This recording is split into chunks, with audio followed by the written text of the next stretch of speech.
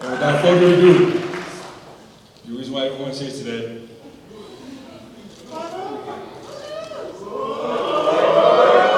For the next 3 to 4 years, I'll be taking my talents to the University of Oklahoma. Welcome back, Eddie Radosevich, Josh McQuestion here. I think this is the first time we've been on camera together, possibly. Yeah. Well, we've been in studio together. We've been, live? We've been live, done that kind of stuff. But welcome in, SoonerScoop.com YouTube channel. I don't want a monumental day. Would that be the right way to say it for Oklahoma? They do land the 5-star offensive tackle, Michael Fasusi. He just made his announcement on on3.com. And Josh, I think that this is something that I feel like we've been talking about for literally a year now. They had to get one of the big four, the big fish in the 2025 class. They land Michael Fasusi today. I would imagine there's a sigh of relief possibly within the Oklahoma football offices. Absolutely. And if I'm Bill Bedenbaugh, I'm dunking on everybody today. I am an insufferable person, but he's not going to do it. We know he won't. But he deserves that moment because this is a recruitment, Eddie. We've talked about it for weeks and months, years, frankly, at this point. These were, Michael Fasusi, Andrew Babalola, you get on the list, these were the guys everybody in the country wanted. And as we've talked about a little bit, I think if there was one guy that Oklahoma could have centered on, it would have been Michael Fasusi, who's just off here to our left. So if you see me glancing that way, forgive me. But, I think with his blend of athleticism, his, you talked about it, his family, all the stuff that makes Mike who he is, I think really lends perfectly to what Oklahoma does. Michael did talk about it after the commitment ceremony today here at Lewisville High School, and here is the new Oklahoma commitment, the 23rd commitment in the 2025 class, talking about the road that led him to Norman and committing to Brent Venables and Bill Bedenbaugh. I just gotta say, Coach B and Coach Venables there. I think they did the job during the OV. It didn't take much, we didn't have to go to all the fancy arrangements and all that. All it took was just for me to chill with Coach B and Coach V, and also the players, and the energy was great. Loved every single part about it, and just building that up. That's why we're here today. It's amazing with Coach Bedenbaugh. That's what it's always been. You want to talk about somebody you can rely on, as a coach, as a mentor, as a father. Somebody who has a father figure. That's what I see Coach B as. Our relationship has been tight from the beginning. It's never stopped. It's been a lot that has been brought into it. It's been a lot of time. It's been a lot of prayers for sure, and I'm just glad to be here, man. I'm glad this process is, I won't say over with because, it's not going to stop from here. But, it's good to have that peace of mind for sure. And knowing that, I'm committed to the Sooners. And I think that gives me a lot of peace of mind. Obviously, there was a relationship built there with Bill Bedenbaugh, and I think that that's something that we had talked about even going on Monday in the lead up to the ramp up to today's commitment. There is a connection there, and when you hear him talk, the way that he wants to maul people, as you just heard, I think that there's going to be a pretty comfortable connection there. Yeah, and that's something that, Eddie, you remember when we were down here for the Under Armour camp in March, and he gave an answer that was kind of peculiar, like almost like Bill's a little different, like he just, and kind of compared him, I don't know if weird was the word he used, but it was something along those lines. And I remember you and I both were kind of like, well, that's kind of strange. And then hearing him talk today, and he was joking about, just everything that kind of, all the stereotypes we know about Bill, but as he got to know him, he's warmer and all those things. So I think they have a good bond because Mike is about the work. He wants to get better. He wants to improve. He said it. I mean, that was, everybody saw it on 3 that he wants to go play for the best offensive line coach in the country, and that's really a huge part of this whole decision. Development was obviously something that stuck out, at least that he had told us talking to Bill. And, I know that it was J.D. Pickell that had mentioned that Bill spent 90 minutes down here just watching film with him when he came down to visit Lewisville High School. But at the same time, it does seem like Daniel Akinkumi, the official visit to Norman, that was, I think that we've kind of center pointed as a little bit of a turning point for him.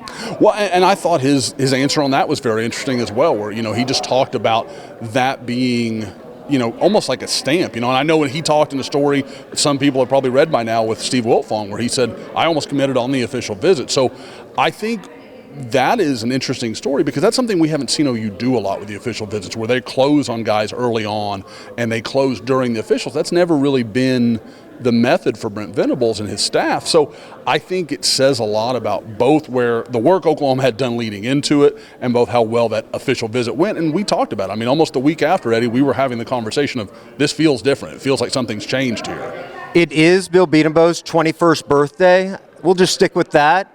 And he did commit on Bill's birthday. Bill didn't know about it. Here is Michael Fasusi talking about the official visit and everything that was to come with just a growing relationship with Bill Bedenbaugh. Did you know it was his birthday today? Yes, sir.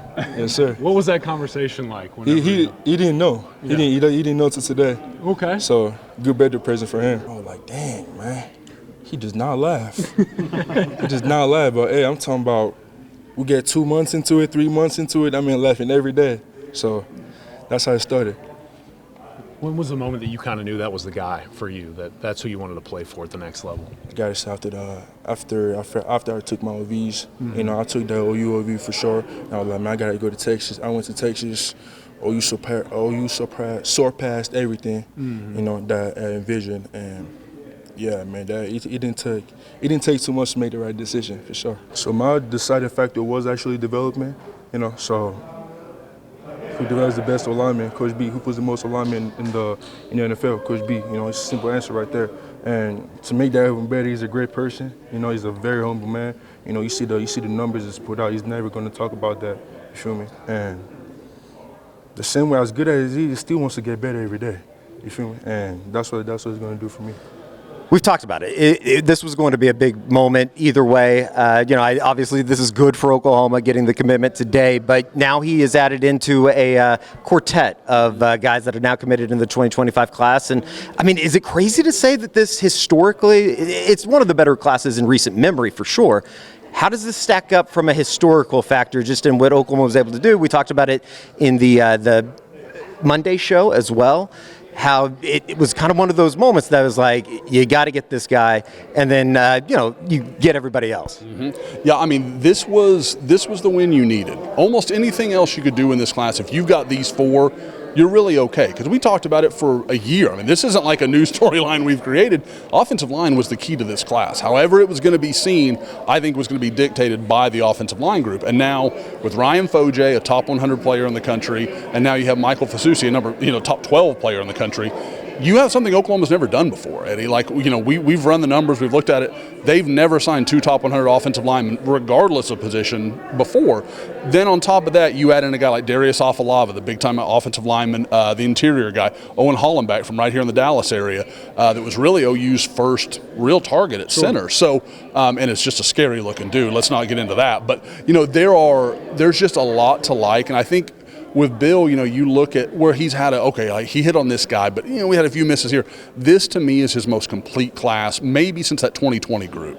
When you talk about the tackles specifically, Ryan Foje, obviously now you have Michael in tow.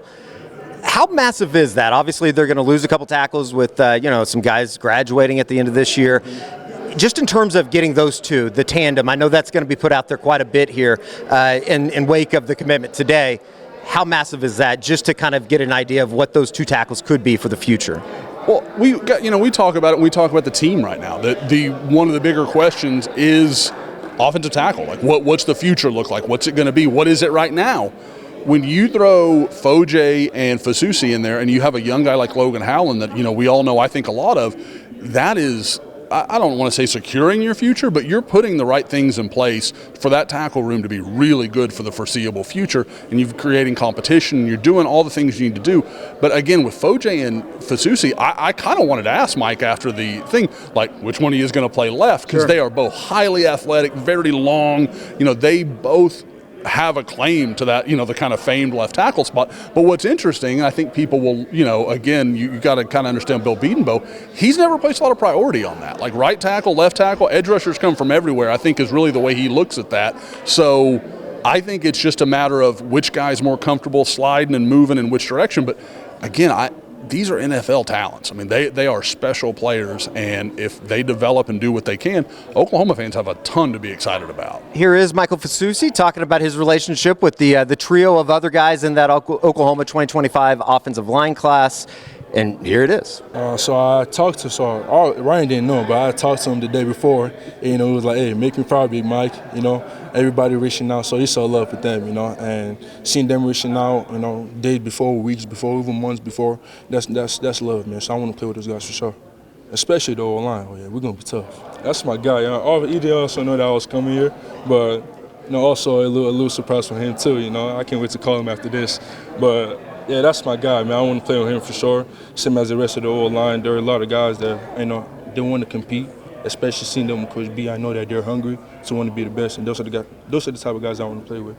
Obviously, that's going to be a group that is going to be heralded. It's a little bit like the 2024 defensive line class that Oklahoma brought in a year ago, so kind of checking both of those boxes going into the SEC. 23 commitments now for Oklahoma in the 2025 class.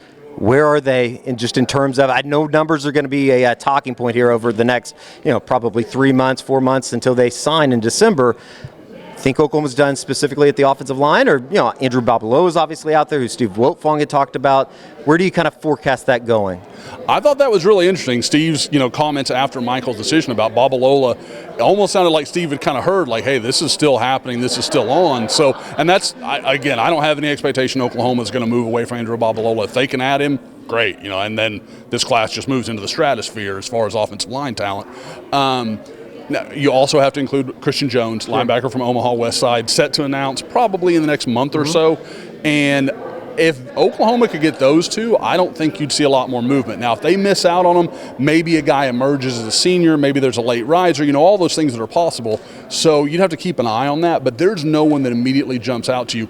I do wonder a little bit with Christian Jones and the fact they only have one other linebacker committed, if they might look to maybe the junior college rank. I mean, there's a couple different ways they could go at it, but I would be interested I would be kind of surprised if they didn't at least look around a little bit more at linebacker. And who knows? I mean, obviously the transfer portal has been very good to Oklahoma on the offensive line. And obviously if Brent has a guy that he identifies at linebacker, I'm sure that they would throw their hat in the ring there. But obviously today, a monumental day for Oklahoma.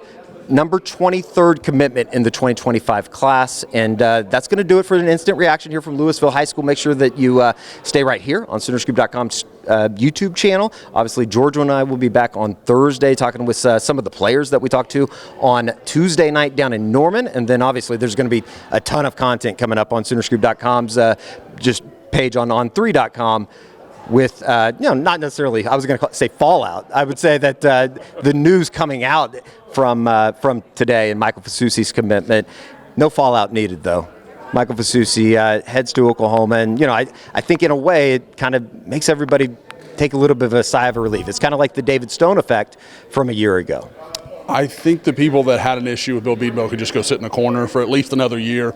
Again, this is an offensive line class that has as much upside as any I can remember. I know I mentioned 2020 earlier. Those are guys like Anton Harris and Andrew Rame. I mean, obviously very successful players, but I don't know that there was anybody in that group that has the upside of either Michael Fasusi or Ryan Foje. This is a huge day for Oklahoma's offensive line room.